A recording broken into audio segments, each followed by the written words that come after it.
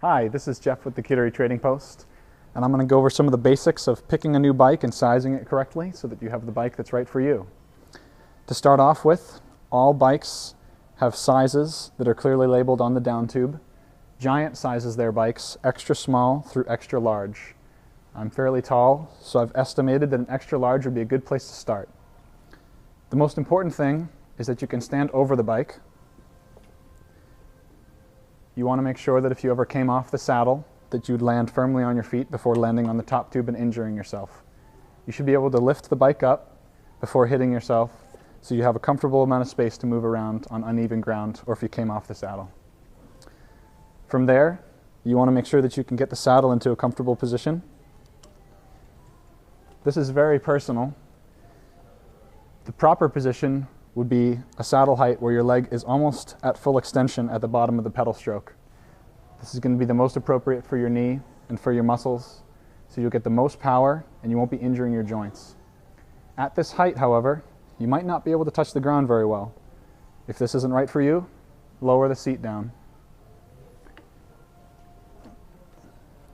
You'll want to make sure that you don't have the seat up too high. There is a minimum mark on the seat. If you're above that minimum mark, it means that you should go up a frame size. From there, once you know that the frame size is the appropriate size, the seat height can be brought to an appropriate position. The next thing to look at would be the cockpit. The cockpit is what we call between the seat and the handlebars for the controls. This is adjustable by swapping the stem or flipping it or adjusting the spacers underneath the stem. You can also buy different handlebars with width appropriate for your shoulder width and different amount of reach and drop.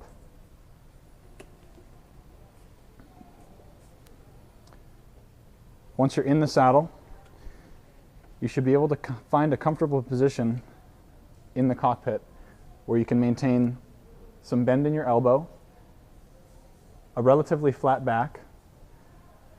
You shouldn't be arching or straightening your arms out all the way.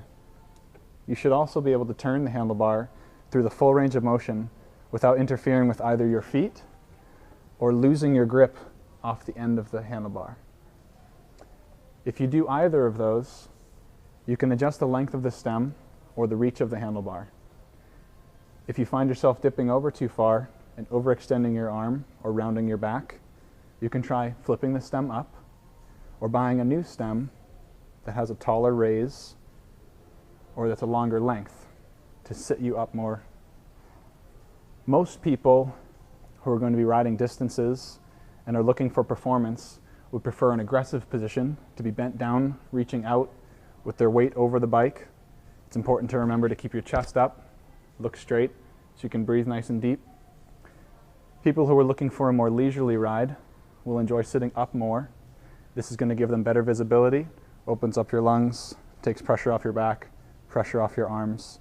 All of this can be readjusted with the appropriate parts and with the appropriate assistance. Once you're all set with that, you just need to go out and ride the bike.